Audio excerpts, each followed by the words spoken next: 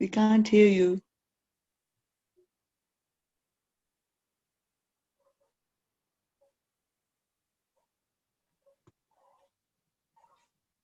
We cannot hear you. No voice.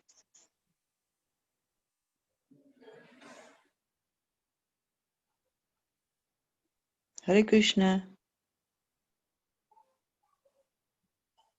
Hare Krishna, we can't hear. Hear anything?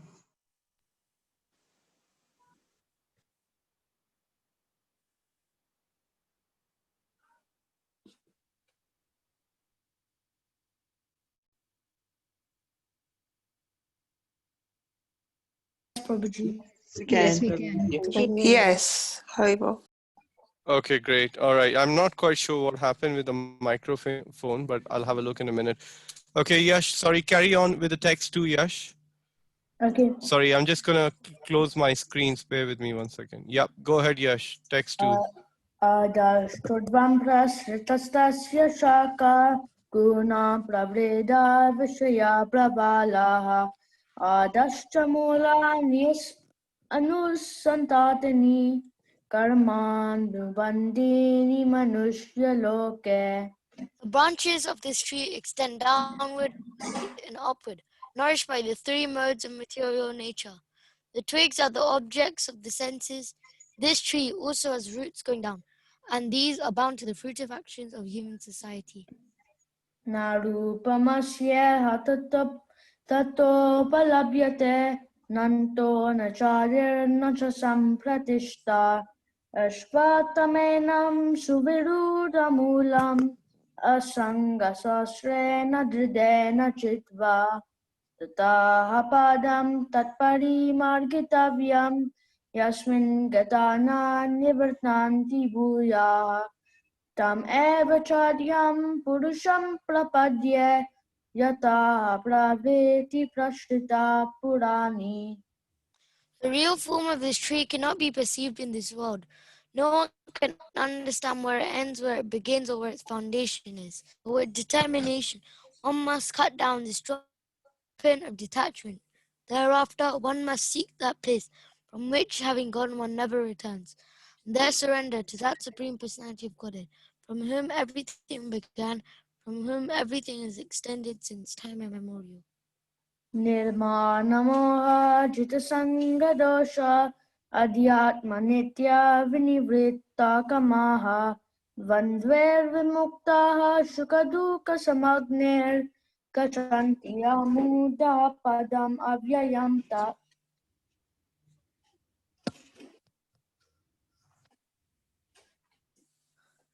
Those who are free from false prestige, illusion, and false association, who understand the eternal, who are done with material lust, who are freed from the dualities of happiness and distress, and who, unbewildered, know how to surrender to the Supreme Person, attain to that eternal kingdom.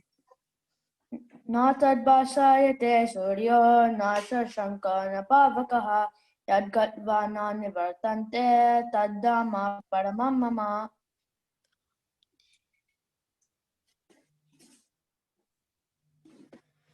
That supreme abode of mine is not illumined by the sun or moon, nor by fire or electricity. Those who reach it never return to the material world.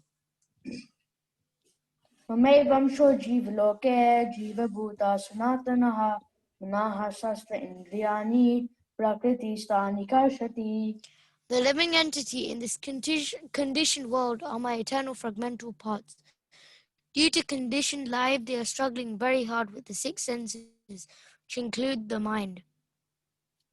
Shariram yad vapnoti yachapi utkramatishvaraha grihaivaitani samyati vayurgandha nivashayat.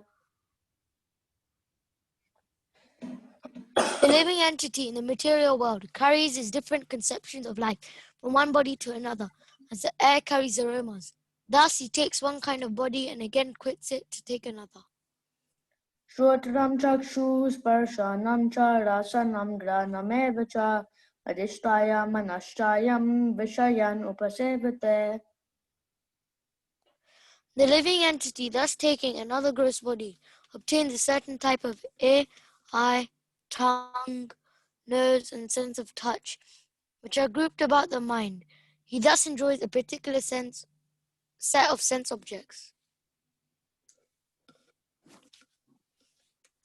Utkramantam sitam vapi bunjanam va gunanvitam vimuda nanu pashyanti jnana chakshushaha.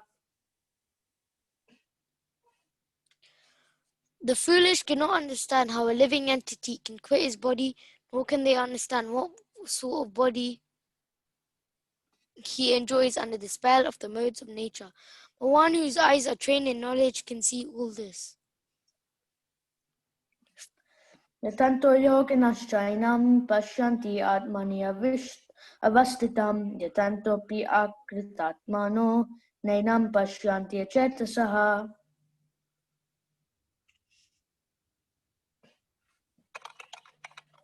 The endeavoring transcendentalists who are situated in self-realization can see all this clearly. But those whose minds are not developed and who are not situated in self-realization cannot see what is taking place, though they may try to. Yadadityagatam tejo aigad vasavate kilam. Babaji, could you please move the screen down? Thank you.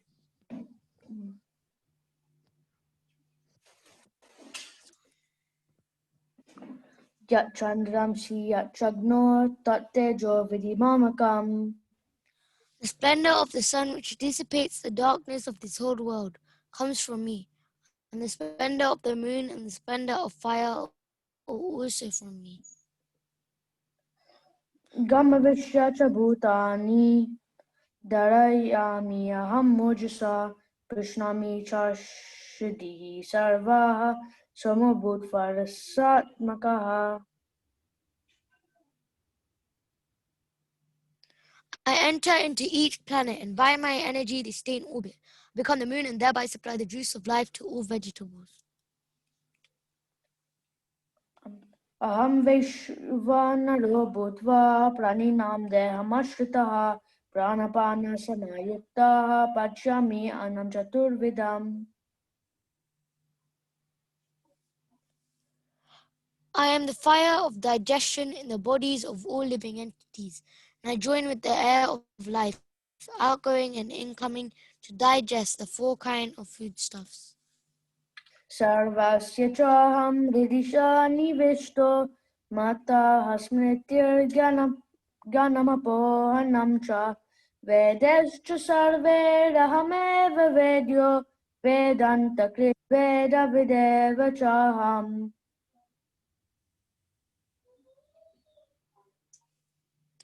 I am seated in everyone's heart, and from me come remembrance, knowledge, and forgetfulness.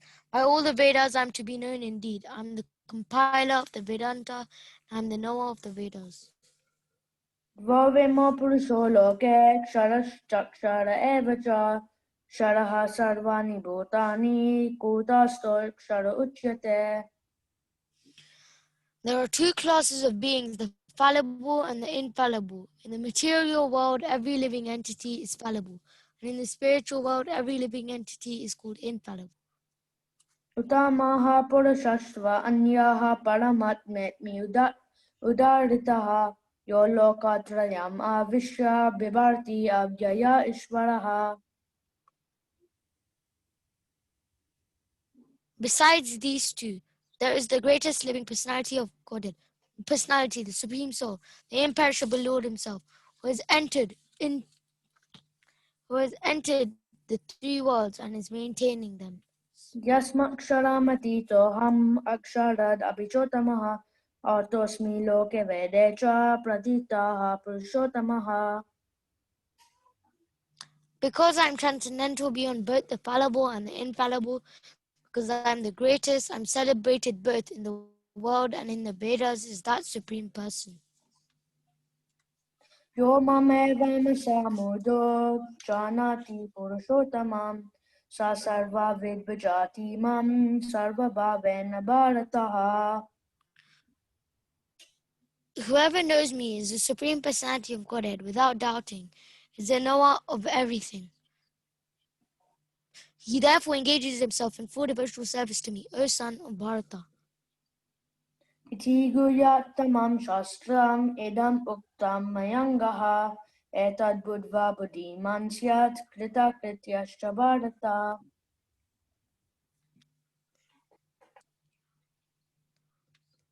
This is the most confidential part of the Vedic scriptures, O sinless one, and it is disclosed now by me. Whoever understands this will become wise and his endeavors will know perfection.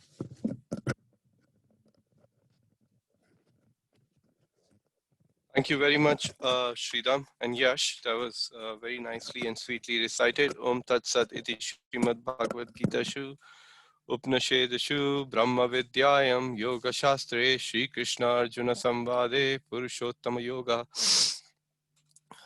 Yoga Nama Adhyayaha. So, welcome once again to those who've just joined us in this recitation of one chapter a day of Bhagavad Gita. So now we'll go to a very, very beautiful verse from this section of 15th chapter. It is one of the verses very frequently quoted by Srila Prabhupada actually. So I will now share my screen with all of you in just less than 40 seconds. If not, your money is back.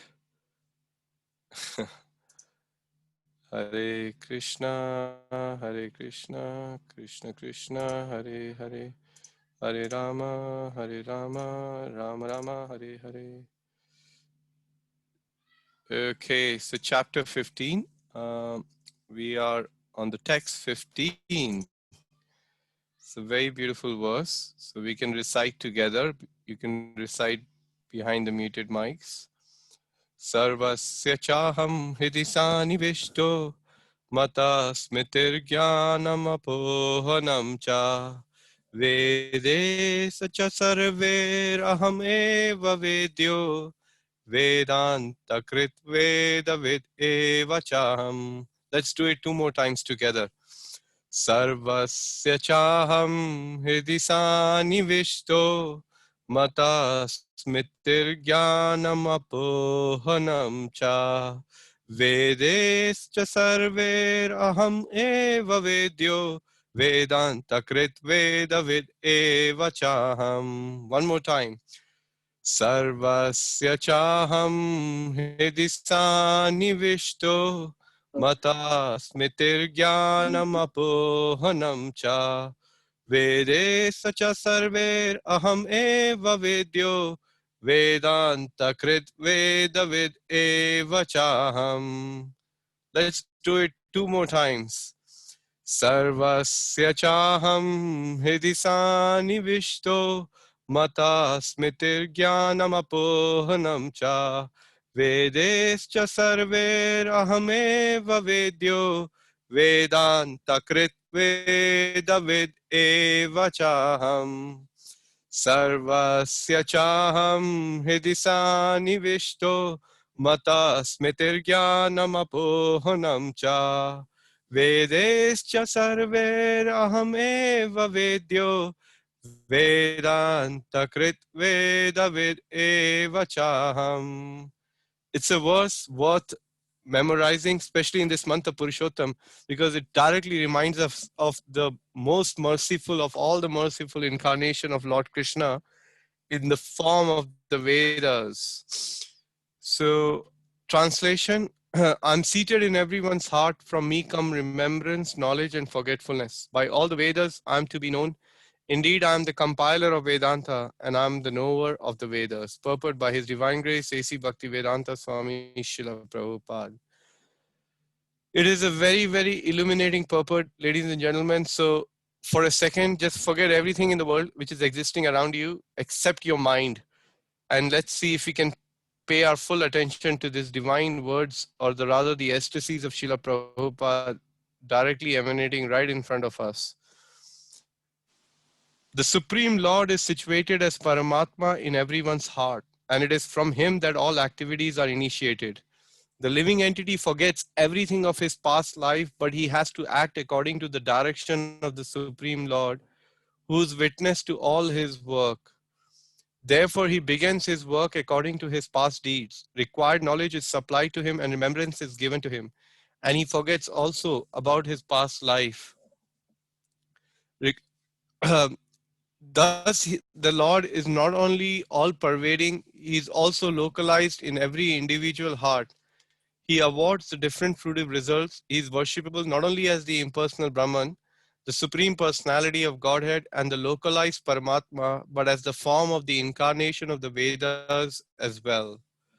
The Vedas give the right direction to the people so that they can properly mold their lives and come back to Godhead, back to home. The Vedas offer knowledge of the Supreme Personality of Godhead Krishna, and Krishna in his incarnation as Vyasadeva is the compiler of Vedanta Sutra. The commentation on the Vedanta Sutra by Vyasadeva in the Srimad Bhagavatam gives the real understanding of the Vedanta Sutra. The Supreme Lord is so full that for the deliverance of the conditioned soul, he is the supplier and digester of foodstuff, the witness of his activity and the giver of knowledge in the form of the Vedas and as the Supreme Personality of Godhead Sri Krishna, the teacher of the Bhagavad Gita. He is worshipable by the conditioned soul. Thus, God is all good. God is all merciful. Look at that beautiful line. Let's repeat it again. The God is all good and God is all merciful. Anta pravishta shashta jnanam. The living entity forgets as soon as he quits his present body, but he begins his work again, initiated by the Supreme Lord. Although he forgets, the Lord gives him the intelligence to renew his work where he ended his last life. So not only does the living entity enjoy or suffer in this world according to the dictation from the Supreme Lord situated locally in the heart, but he receives the opportunity to understand the Vedas from him. If one is serious about understanding the Vedic knowledge, then Krishna gives the required intelligence. Why does he present the Vedic knowledge for understanding? Because the living entity individually needs to understand Krishna. Vedic literature confirms this. Yo saho sarver vedar gyate. In all Vedic literature, beginning from the four Vedas, Vedanta Sutra, and the Upanishads and the Puranas, the glories of the Supreme Lord are celebrated. By performance of Vedic rituals, discussions of the Vedic philosophies, and worship of the Lord in devotional service, he is attained. Therefore, the purpose of the Vedas is to understand Krishna. The Vedas give us direction by which to understand Krishna and the process of realizing him. The ultimate goal is the Supreme Personality of Godhead. Vedanta Sutra 1.1.4 confirms this in the following words. Tattu samanvayat. One can attain the perfection in 3 stages. By understanding the Vedic literature, one can understand his relationship with the Supreme Personality of Godhead. By performing the different processes, one can approach him. And at the end, one can attain the supreme goal, who's no other than the Supreme Personality of Godhead in this verse. The purpose of the Vedas, the understanding of the Vedas, and the goal of the Vedas are clearly defined. Om Jnana Timirandasya Jnananjana Shalakaya Chakshuranmilitam Yena Tasmai Shri Guruve Namaha. Nama Om Vishnu Padaya Krishna Prishtaya Bhutale Srimate Bhakti Vedanta Swamiti Namine. Namaste Saraswati Deve Gauravani Pracharine Nirvishesha Shunyavadi Pashyat Deshatarine Vanchakalpa Tarubhyascha Kripa Sindhube Evacha Patitanam Pavanebhyo Vaishnavebhyo Namo Namaha. Jai Shri Krishna Chaitanya Prabhu Nityananda Shri Advaita Gadadhar Shivasadi Gaur Bhakta Vrinda Hare Krishna Krishna Krishna Hare Hare Hare Rama Rama Rama Hare Hare.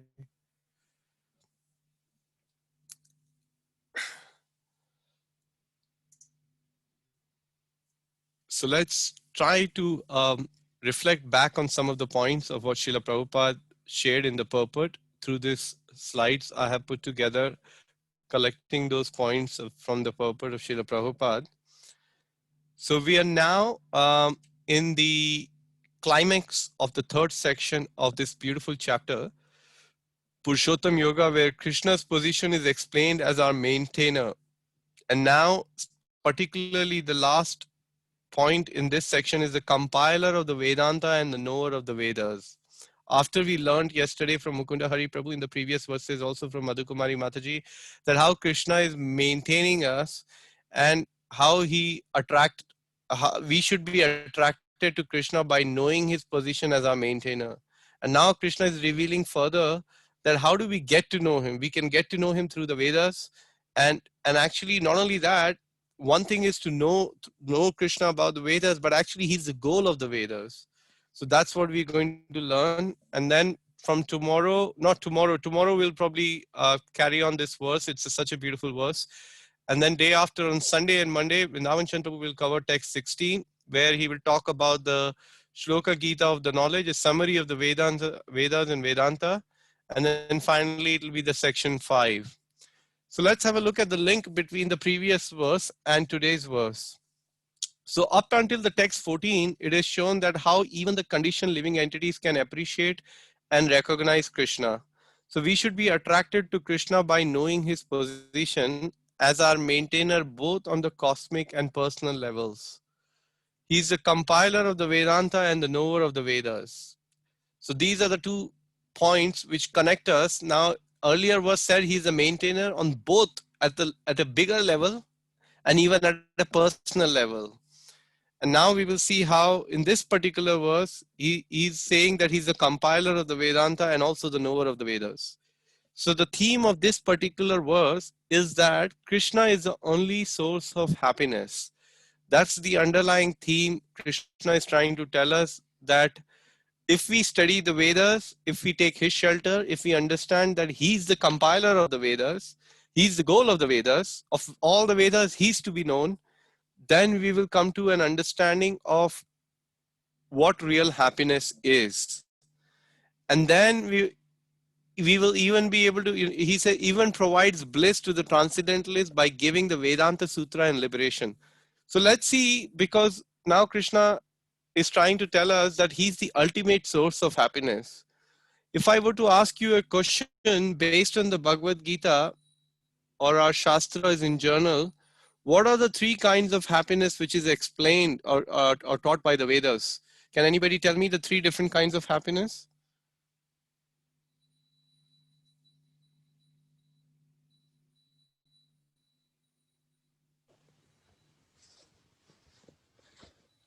Is it health, love, and peace? Yeah, in the sense of the material, compared to the material world, yes, it is. But bringing the spiritual element to it, let's look at the 3 kinds of happiness. But thank you for attempting, Mataji. You were close. Let's have a look.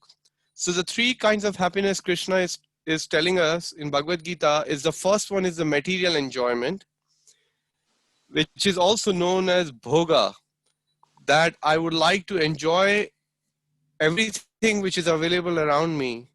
It is the standard mentality of the most people in this world, that nothing special has to be done in order to acquire it. That's what the Vedas tell us. It is the guiding instinct which is in the animal kingdom, that I want to enjoy. The moment I see this, I want to enjoy. The moment I see the palatable thing, I want to eat. But the same thing is also available in the humans. But in the humans, there is a special prerogative, because there is a potential for intelligence which can be further improvised or further expanded to learn the matters which are beyond this mundane happiness, in order to see that is there another happiness beyond this material world. So that's the first level of the happiness one can get in this world, which is called the material enjoyment. And what is the problem with the material enjoyment? Krishna is telling in the Bhagavad Gita in the 41st verse of the 2nd chapter, that the problem with this material happiness, that, oh Prabhu, I like to eat this, I like to eat that, I like to go there, I like to do this, I like to hang out on these places, I like to watch this, like to do that. Krishna saying, fine, you have so many desires. As this gentleman here, you can see there are so many, his mind is full of these various images of various desires. He wants to play a video game. He wants to do this. He wants to achieve so much in life. And now Krishna is telling the problem with that is that in the minds of those who are too attached to sense enjoyment and material opulence and who are bewildered by such things, the resolute determination for devotional service to the Supreme Lord does not take place. Eke Kuru Nandana. That one-pointed intelligence or the one-pointed steadiness or determination to worship Sham Sundar in Vrindavan, that does not take place. That is the problem with this material enjoyment or this kind of happiness. The second kind of happiness Bhagavad Gita tells us is associating oneself with the Supreme Brahman. Now I know that, oh, I can't be happy in the material world, so let me renounce the material world and let me merge with the Supreme Brahman, which is nothing but the light of the personal body of the Supreme Personality of Godhead. And the beginning of this pursuit is known as the Tyaga, that I want to leave everything to do with this world. And in the path of renunciation, when you had too much, or when you're sick of the bhoga, as it says here, that's when you turn to merging towards the Brahma Jyoti in order to give up the material things. So this is called Tyag, the second stage or the second kind of happiness one can get by doing the Tyag, even in a short period. One day I'm excited to join a gym for exercise, and the next day I can't wait to cancel my membership. You see, I'm enjoying, I've had the bhoga, I wanted to do something, and now I'm done. I want to, that's it. What am I going to get out of this material body? It's all going to go back into the earth. I may as well stop the gym. So that's bhoga mentality is there still at this level. And what is the problem with this kind of happiness of merging? That there is an every chance of a jiva falling down from the platform of having achieved such a platform, which is explained in the Bhagavad Gita. There is this verse. I'm trying to remember the verse now. What is that verse? That Brahma Bhuta Prasannatma Na Sochiti Na Kankshati Sama Sarveshu Bhuteshu Mad Bhakti Lavate Param. So this verse in Bhagavad Gita explains that at this platform, one is least attached to any of the material activities. So even a Brahmavadi who's trying to attain the Brahma Jyoti or this kind of happiness can achieve this platform. But the problem with this platform is that because our senses are not engaged in the transcendental service of the Supreme Personality of Godhead, there is every possibility of us possibility of falling from that platform. And the third kind of happiness from which, having attained, one cannot fall down which is derived from the process of Krishna consciousness. And the happiness here transcends both the bhoga level and the tyaga level, even if a person is fully renounced and merged into Brahman, understanding that there is still a higher level to which they can reach. So Prabhupada explains this in the purport to Srimad Bhagavatam 1.3.13, that the human life is meant for attaining the eternal and the unlimited happiness by spiritual realization. So this is what Srimad Bhagavatam is trying to explain and tell us actually, that this level of happiness is the best happiness. You see the joyful faces of these devotees here, that they are so blissfully engaged in the process of Krishna consciousness. And they are looking so blissful and so happy. It's a very rare sight to behold, especially in the COVID situation where the devotees can't come together and dance. So now I wanted to just give a bit of a prelude to this particular text. Is Krishna is trying to hint us. He's saying that try to remember me, because even I'm giving you that remembrance.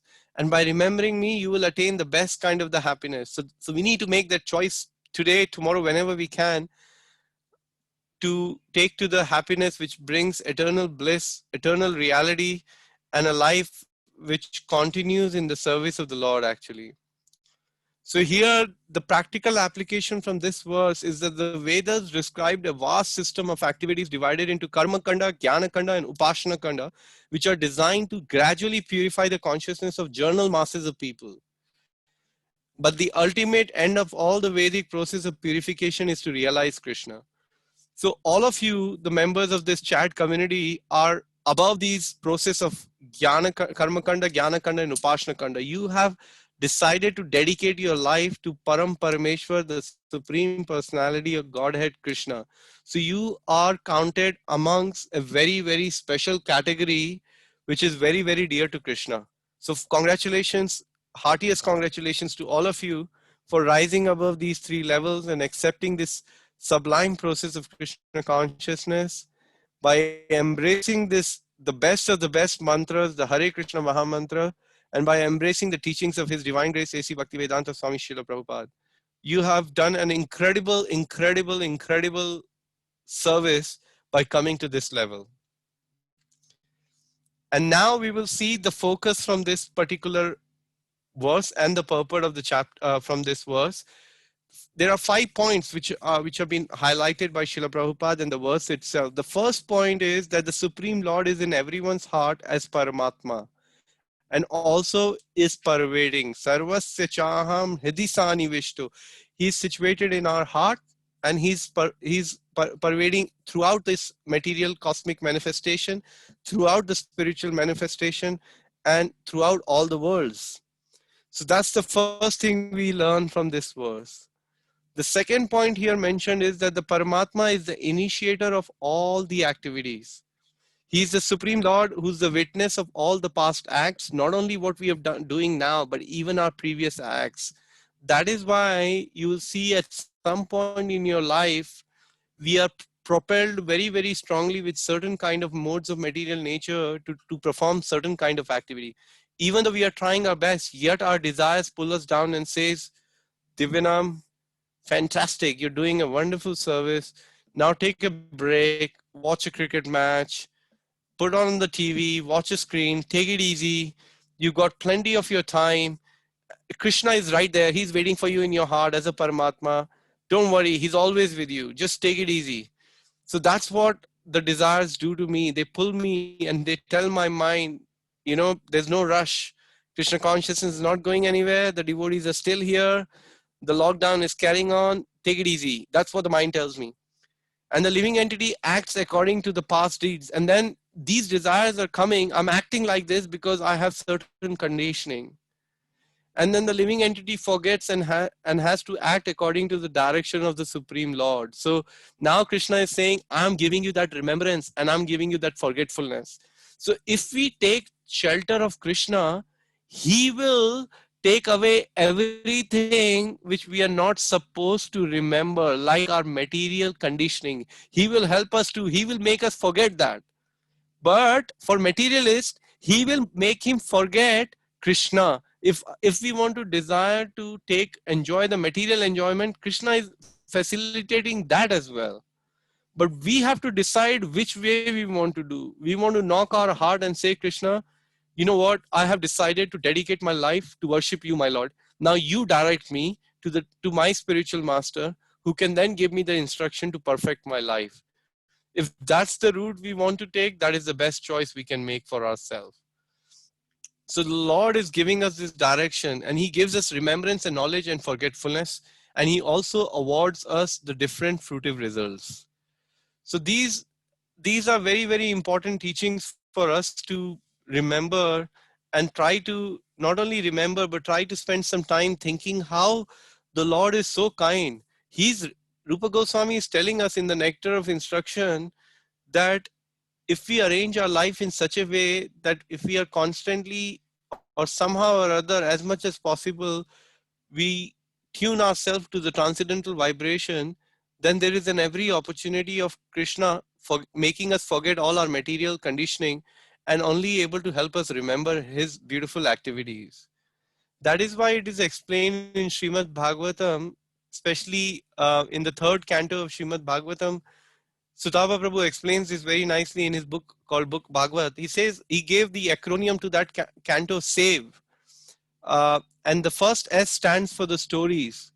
So in that, the Lord descends to these planets to attract our heart through the stories of the Supreme Personality of Godhead. So when we hear the beautiful pastimes of Lord killing Putana, but also not only killing, but even liberating her, then our heart gets attracted towards the most merciful Lord of all the Lords, actually. So this is this is the opportunity for us to somehow or other develop some attraction. Shunvatam Swa Katha Krishna. We have to develop the tendency to hear the message of Krishna. And I was hearing one lecture of this wonderful Prabhu. He was speaking. He said the whole goal of hearing the stories of Krishna is to actually constantly be remembering those stories. That's why we want to hear about Krishna, so that we can remember these pastimes and forget about all the misdeeds and the bad things we have done and get closer to Krishna.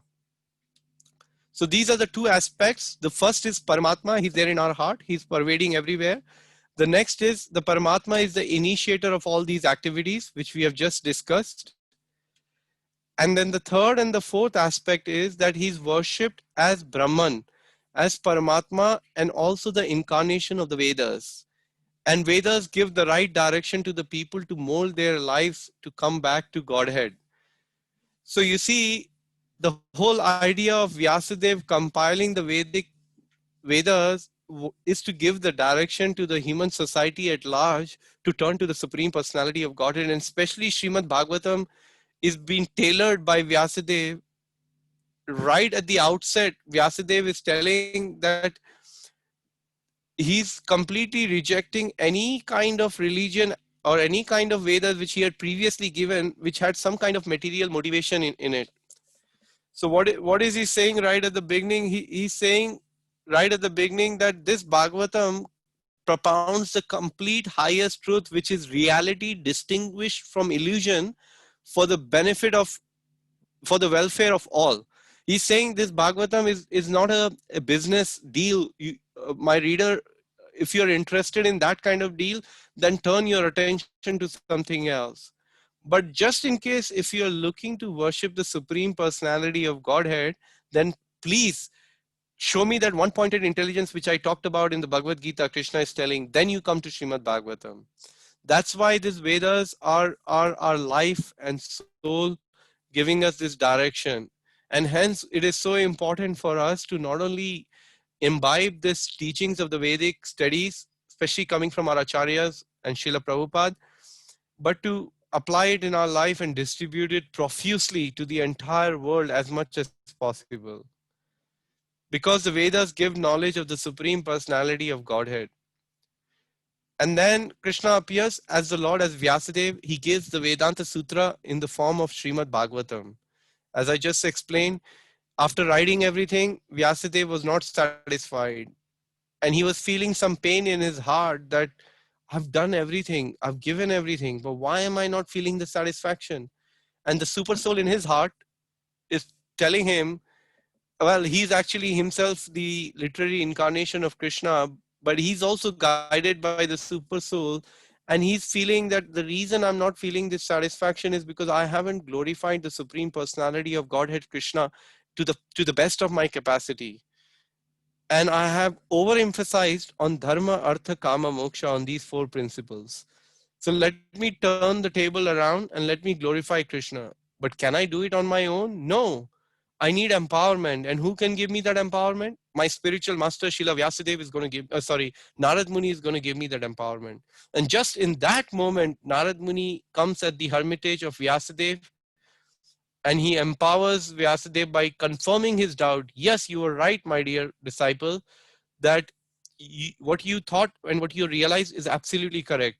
Now leave everything aside, sit down and write Bhagavatam. And that's why Bhagavatam is such a glorified literature. That's why it's such a worshipable literature. That's why it should be read, realized, and distributed wide and far for everyone's benefit. And finally, we'll cover this, the E element, the F element, we will try to do it tomorrow because I want to do something else tomorrow. So we'll do this part tomorrow. So let's just conclude on E today. God is all good and all merciful. You remember this line, Prabhupada? It really struck me from the purport when Prabhupada said, God is all good and all merciful. So what does that mean? It means that even though sometimes we may be faced with some reversal in our own lives, or we see it happening in others' life, but to know that the God is all good, for a devotee, he has to accept that situation, as Bhaktisiddhanta Saraswati uses this beautiful word, benevolent, one should accept it, any condition, any situation, as a benevolent plan of the Lord, personally orchestrated for my own spiritual advancement. That's how a devotee sees that plan. And when the devotee sees it in that way, then he sees God as all good. Because if we see, okay, now I have a misery, I complain to Krishna, why have you made my life so miserable? Then of course we cannot see God as all good. But if we accept whatever my condition is, I'm going to rise from there. Okay, I did my best. I somehow was chanting 16 rounds. I'm now back to 8 rounds. Last few days, I watched a bit of a telly. My mind is gone here. That Prabhu called me. He took me out for a drink. And whatever sessions I attended of the Sangha, of the devotees, and now I'm feeling I may as well just keep watching something else. I'm good. I don't need help. No, I need help. Let me get back from where I was. Let me pick up my bead bag and do what I can. My Guru Maharaj says this beautiful thing, and I always, this is my hope in my life actually. Whenever I feel low, I think of these words of my spiritual master. He says that no jiva in this world can claim to be permanently disqualified. Nobody can claim that I'm permanently disqualified. The reason we can't claim, because we are jivera sarup Krishnera Nitya Das. We are the eternal servant of Krishna. That energy is coming to us. The super soul is situated in our heart. So we cannot permanently disqualify ourselves that I'm good for nothing. That cannot happen. We are special as human beings, and every jiva can rise as long as there's a tiny bit of a desire and the association of the devotees. So he's the supplier and the digester of the foodstuff in our heart. That's what Krishna told us in the previous 3 verses. And now he's saying, I'm the witness of all activities. Shvetashvara Upanishad explains that there are 2 birds sitting on the tree. One bird is performing all the activities, and the second bird is watching the activities of the other bird and witnessing those activities. So similarly, the second bird which is witnessing those activities is the super soul. That is why integrity in the spiritual life is very, very important. Like the other day when we were reading, my wife was explaining to me that we may think that nothing is happening when we are alone, but the demigods are watching us. Even the air which is being circulated is represented by Vayu. The Vayu Devata is watching us, what we are doing. If we think, as long as we are in this pravoyom, in this surrounding of the sky and the air, all these various personalities are constantly watching our activities. So we need to be very conscious of those activities, of those personalities, but also of the Lord who's situated right in our heart, very closely monitoring our CCTV of what is there in our heart. He's clearly seeing what we are doing. And by seeing that, if we turn to him, then he gives us the knowledge of the Vedas in the form of Bhagavad Gita.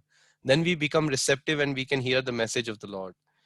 And thus he is worshipable by the conditioned soul, by once we turn to him. So I would like to conclude here by your permission. And what I would like to do is, here is my little proposal. Before you exit today's session, we will have a question and answer session and any reflections. What I would like to do is, till this point, we've been trying to understand and hopefully to some degree practice the Krishna consciousness. I know I said to you all last weekend about this Bhagavad Gita thing, and I was about to launch. I do apologize. I had to go through temple management to make sure that everything is covered, take the blessings of the senior devotees at the manor, and make sure that we are set up with the platform. So we are now 99.9% set up. There's one little thing I'm just waiting for, which should be in place definitely by tomorrow. So what I would like to do is tomorrow, we will cover this element, which is the Vedas provide perfection in the 3 stages. We will go through these 3 stages from the purport of Srila Prabhupada, look at some of the points, look at how they provide this. And then we will reflect on this. We will understand how we can now understand this knowledge, realize it, and distribute it to everybody. And by doing so, we'll be able to bring the complete satisfaction to oneself and others.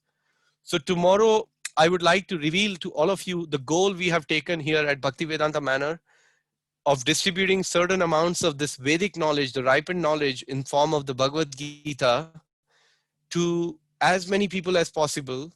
And not only discuss the goal with all of you, but I would also like to have the opportunity to have a brainstorming session with all of you in how we can distribute in this current climate where people desperately need it, but we have some hurdles because we can't reach out to the people on the street. We can't knock on the doors of the people as yet. So we need to think of some creative ways of how we can still distribute this transcendental vibration of Bhagavad Gita wide and far in our community. So what I really want you to do is, if you be so kind, before you go to the bed tonight, if you can just dedicate your 5 minutes for the pleasure of Srila Prabhupada, I'll be very grateful. I just want you to think for 5 minutes and write down 3 ideas which come to your mind, which can help us in distributing this Bhagavad Gita to as many people, to as many organizations, to as many schools, or as many places we can send this Bhagavad Gita. And we'll see how, and we will brainstorm that together in the half of like 20 minutes or 20 minutes of our session, and the 15 minutes we'll spend on concluding this verse. Is that, if that sounds like a great plan, and that's the plan which Chaitanya Mahaprabhu really liked. He always encouraged Nityananda Prabhu, Haridas Thakur, Advaita Acharya, and all his very close associates to think and take that responsibility on our head, how we can distribute this love of God to everybody actually. So that's what I'm asking you and requesting you and begging you, that if we can do this together tomorrow, then all I can say, with just 56 of you online at the moment, I have every hope that the goal which I'm going to share with you tomorrow is achievable just by 56 of you. You know why? Because if you write things down and share some ideas, that will go out to the whole community slowly and gradually. We have 3 months, and then we will be able to achieve that goal for the pleasure of Srila Prabhupada. So you all can become instrumental in this foundational idea of distributing Bhagavad Gita and share it with everybody else. So if that sounds like a good idea to all of you, would you all mind either unmuting yourself and saying Hare Krishna as loudly as possible, or writing it in the message, whichever you prefer, and then we will take question and answers. Hare Krishna. Hare Krishna. Hare Krishna. Hare Krishna. Hare Krishna. Everybody. Thank you so much. So that I take that as a confirmation, and I'm very, very grateful to all of you for confirming that. Sangeeta Mataji is saying, Prabhu, it was blissful, enlightening class. Always feel blessed to hear you, all the senior devotees. Definitely blissful to hear senior devotees. Mataji, I'm not a senior devotee. I'm still a junior than a junior devotee right now, still trying to learn my steps, slowly and gradually walking on this path of Krishna consciousness. But one thing I can tell you, that ever since I try to also share it with others, I'm feeling more happier than I was before actually. That's what I can say.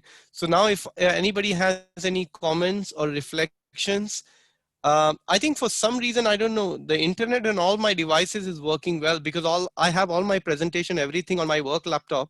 It's being a bit tricky in terms of when devotees are speaking from the other side. So if you be so kind to share your reflection on the message, that would be most helpful, or even question, and then I can try to read that to everybody. So Jyoti Mataji is saying, Prabhuji, amazing. Thank you very much for such an enlightening class. Melodious recitation. Thanks a lot. Thank you, Jyoti Mataji, for the encouragement. You can also try to unmute yourself and say and see if I can pick up something. Hi, Krishna Prabhu. I want to just clarify that senior devotee, that doesn't mean with the age. I meant with your knowledge. You are a senior to us, obviously. Age is just a number to people. That's what I meant. Yes. Yes. So that's what I meant with my senior devotee. Doesn't mean that obviously I can see you're very young. You must be younger to me as well. But with your knowledge, you are much higher than I can imagine. So yeah, very well. Okay. Well, just to re-clarify, yeah, thank you. Just to re-clarify on your point, Mataji, that I also meant from a knowledge. I'm not senior. It wasn't about the age, but I hope one day that I could become sincere. That's all I can say. But right now I'm very much junior among many devotees, Mataji, and many on this group as well. Well, thank you for your encouragement. Thank you, Sangeeta Mataji. Any other comments or any question anybody has from this? It's a very beautiful verse. Please try to recite this verse and memorize this verse in your spare time, and and make that as an offering to Lord Purushottam. That if you don't know this verse yet, say that in the next 14 days of this month of Purushottam, I'm going to try to memorize this beautiful verse. And my Lord, I'm going to recite it to you in front of your Radha Gokulanand picture or your deities. It's a very nice offering you can make by reciting the words which are, because how can we worship the Lord? We can only worship the Lord by his own words. That's the best way to worship. How do you worship a Ganga? You take the Ganga Jal and in your hand and you offer it back to Ganga. That's the only best possible way.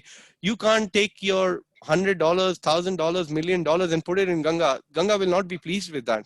The only way to please Ganga is taking the water of the Ganga and offering it back to her. Say that, my dear Ganga Maya, I have nothing to give you. You are the one who's giving everything to everyone. You are the most purifying of all the rivers. So if you so desire, my dear Ganga Devi, then please accept this holy water, which is the most holy of all the water, and accept this as a worship. And similarly, when we try to glorify the Lord with the choicest words which are emanating from his own lotus mouth, like Bhagavad Gita, Srimad Bhagavatam, we recite it back to the Lord. And we say, when we take the darshan of the Lord, we say, Namo Mahavadanyaya, Krishna Prema Padaite, Krishnaya Krishna Chaitanya, Namane Gaurat Vishay Namaha. We offer Chaitanya Mahaprabhu, Gaur Nitai, their pranam mantra. Then we worship Radha Gokulananda, we glorify them with some beautiful verses. So when you take the darshan of the deities, offer them one verse from Bhagavad Gita, which you have memorized. That's the best. Lord would really, really like it because you have put some effort to think of him in that beautiful way. Prabhuji, Okay, Rajshri Mataji is saying, thank you for the inspiring class. Hare Krishna, Hima Mataji. Please go ahead. Yeah, just a couple of things. If Krishna is the Vedas, then why there's one verse somewhere which says that do not pay too much attention to the flowery language of the Vedas?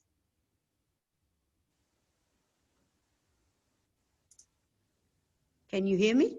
Yeah, I can hear you now. Sorry, I heard the first bit. Could you say the second bit? There is one verse you were saying. One verse, I think, in the Bhagavad Gita, which says, do not pay too much attention to the flowery language of the Vedas. Why is there only one verse glorifying the Vedas? Is that your question, Mataji? No.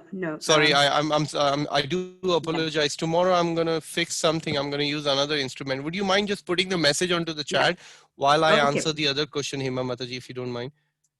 Okay, here Santosh Mataji is asking, does Karma Kanda lead to elevation and liberation? Yes, Santosh Mataji, it does. Because by performing Karma Kanda, which is also driven by certain kind of the Vedas, we are at least coming to the level of accepting some kind of higher authority. So by following the Karma Kanda, we are developing some pious credits in our account. And those pious credits will gradually bring us one day to read Prabhupada books like Bhagavad Gita and chant the Hare Krishna mantra. One day, hopefully. But that may take a day, year, a life, or many lifetimes actually.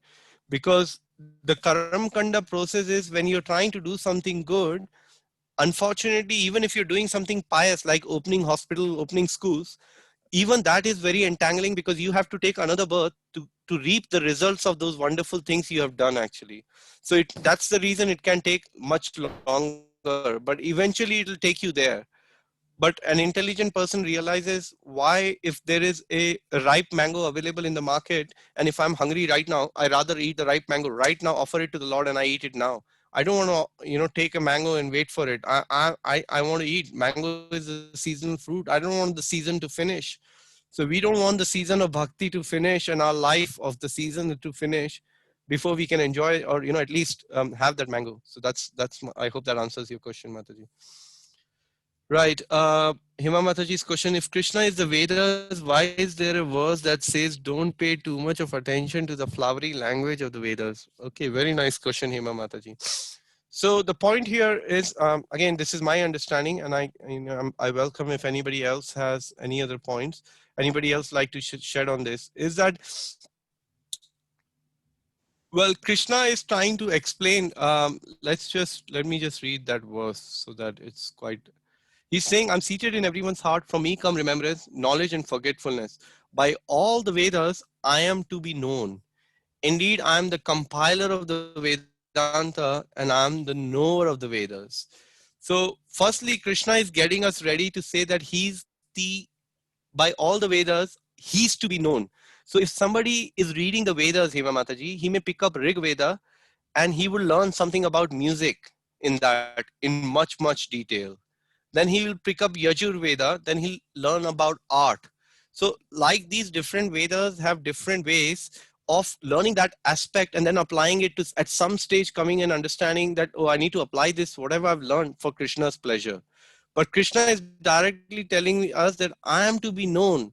So if you know that, then the next question you will ask among the Vedas, what is the juice of all the Vedas?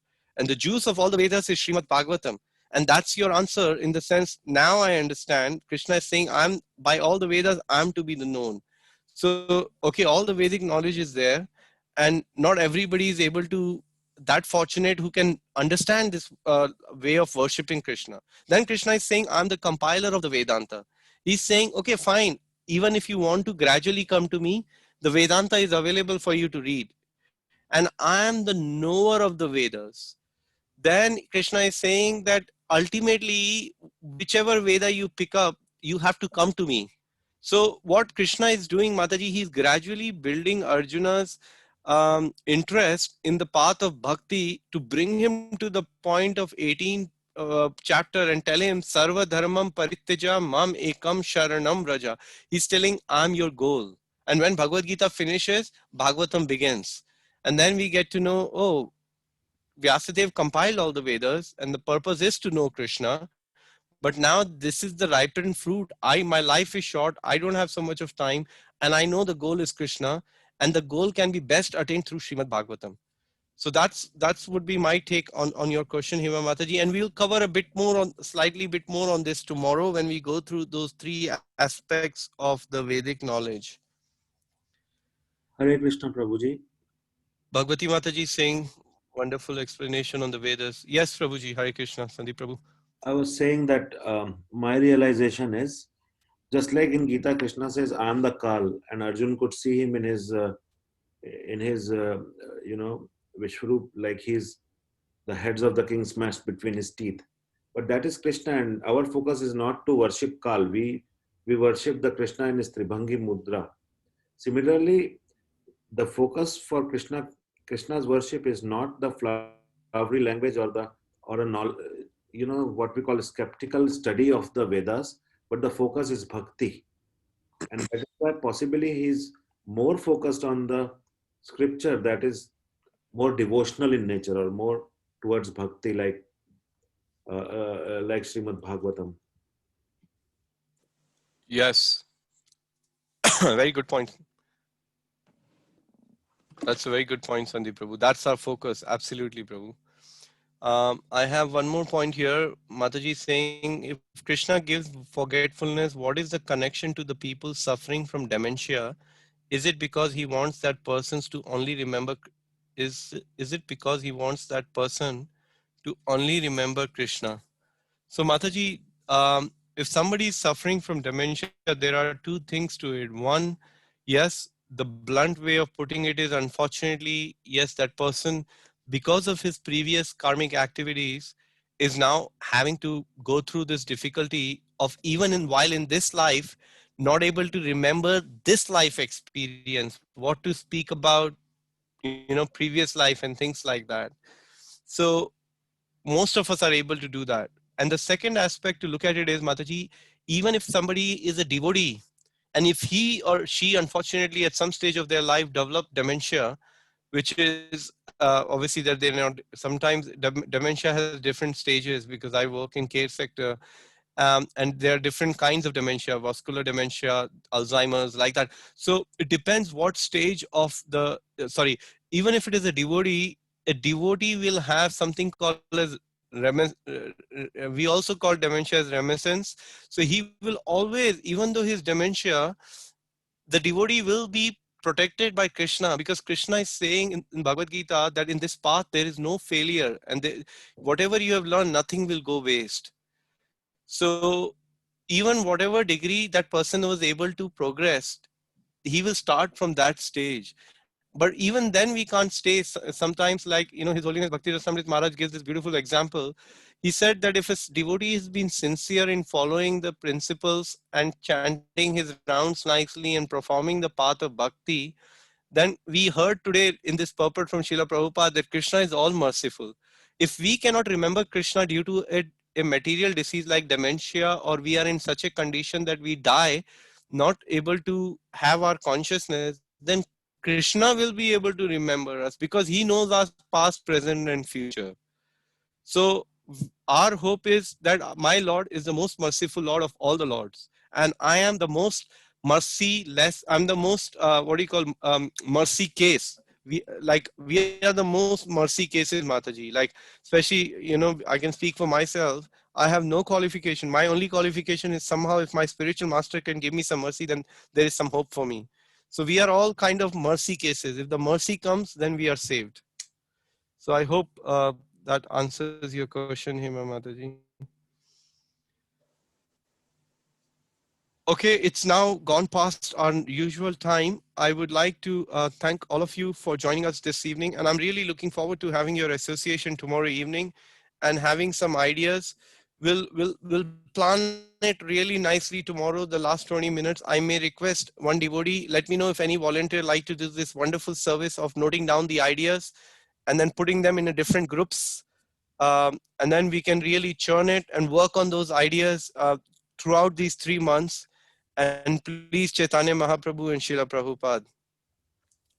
So I like to just conclude here by saying thank you everybody for joining us this evening. And let's keep this transcendental vibration going of Bhagavad Gita and the holy name. Vancha kalpatarubhyascha kripa sindhu evacha patita nam pavne pyo vaishnave. See you all tomorrow evening. Until then, look after yourself and stay safe. Hare Krishna. Prabhupada ki jai. Hare Krishna. Thank you so Hare much for a Krishna, wonderful Prabhu. job. Hare Krishna, Prabhu. Hare Krishna, Prabhuji. Hare Krishna. Hare Krishna, Thank you. Prabhuji. Hare Krishna, everybody. Good night. Hare Krishna. Hare Krishna, Prabhu. Thank you very much. Thank you, Rajesh Prabhu. Hare Krishna. Hare Krishna. Hare Krishna.